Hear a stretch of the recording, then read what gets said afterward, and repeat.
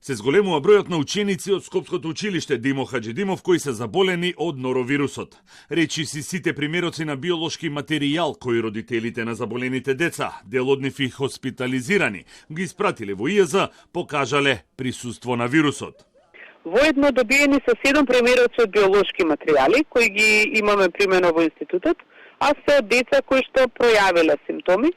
Од овие 7 материјали 6 се позитивни на норовирус. Од мустрите од храна и работни површини од ова училиште најдени се фекални бактерии, ентеробактеријација во мусаката и на неколку површини од бресевите од кујната и од површини од училиштето, само на некои, нели од земените мустри, кои укажуваат на нехигиена како во училиштето, така и во кујната.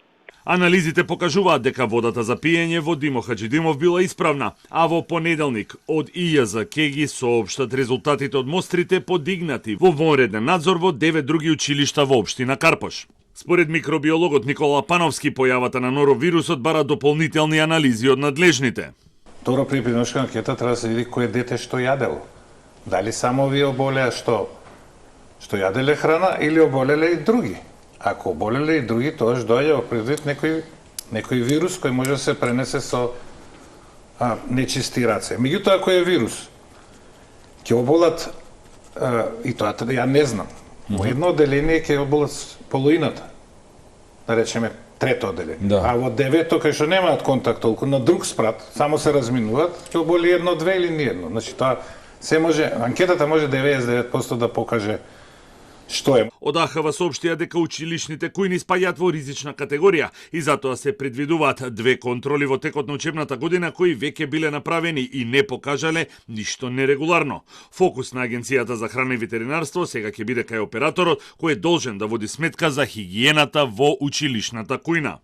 Сега тој објект ќе влезе во позасилени.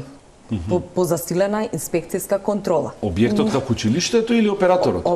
Да, мислам објектот на кујната. Операторот со храна веќе му се дава црвено знаменце каде што кажува дека имало еднаш труење, има уште едно, тоа е историјат.